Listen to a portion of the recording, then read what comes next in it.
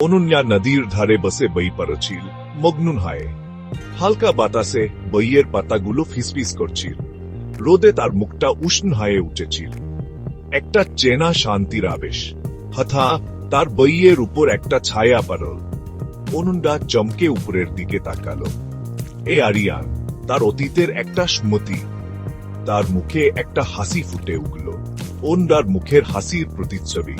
অন্যা? আরিয়ান প্রশ্ন করল। তার কণ্ঠে একটা বিভা। অনন্যার বুক থক করে উঠল। আরিয়ান! তাকে তো বছরের পর বছর দেখেনি, অথচ হঠাৎ করে সে এখানে ইয়েন স্মৃতির গভীর থেকে উঠে এসেছে। তারা সারা বিকেলটা পূর্ণ স্মৃতি নিয়ে আড্ডা দিল। তাদের হাসির আওয়াজ জলে প্রতিধ্বনিত হচ্ছিল। সূর্য অস্ত যাচ্ছিল, আকাশে কমলা আর বেগুনি রং ছড়িয়ে। প্রতিটা মুহূর্তের সাথে সাথে তাদের মধ্যে একটা স্বচ্ছন্দ ফিরে আসছিল। পরের দিন আরিয়ান আবার অন্যাকে নদীর ধারে পেল। তারা সব বিষয়ে কথা বলল, আবার কিছু বিষয়ে কিছুই না। অনন্যা একটা অনুভূতি পেল সে আগে কখনো বুঝতে পারেনি।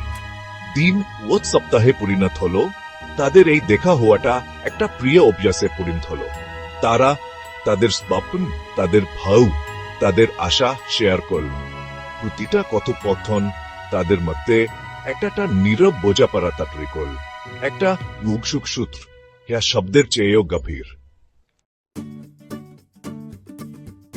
একদিন হঠাৎ বৃষ্টি শুরু হলো। তারা দপ্তরে আশ্রয় নেয়, হাসতে হাসতে ভিজে চুপে গেল। একসাথে অনন্যা তার বুকে একটা উষ্ণতা অনুভব করল। ইয়ার সাথে বৃষ্টির কোন সম্পর্ক নেই, এর মধ্যে চুপচাপ সাথে থাকার মুহূর্ত ছিল। তারা চুপচাপ বসে থাকত, নদীর প্রবাহ দেখত।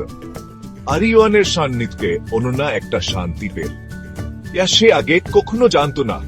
তাদের প্রেম কোন জড়ের মত ছিল না, এটা ছিল ধীরে ধীরে জুগলা আগুন, একটা ক্রমবর্ধমান স্নেহ, যা প্রতিদিন আরো শক্তিশালী হচ্ছিল। এক সন্ধ্যায় যখন তারা উপরে জিকমিক করছে, আরিয়ান অন্যার হাত ধরল। আমার মনে হয় আমি তোমার প্রেমে পারে আসছি, সে স্বীকার করল। তার কণ্ঠ একটা মৃদু ফিসফিস। অন্যার হৃদয় প্রেমে ভরে গেল। আমার মনে হয় আমি অনেক আগে পারে গেছি, সে ফিসফিসিয়ে বলল। তার গাল লাল হয়ে গেল।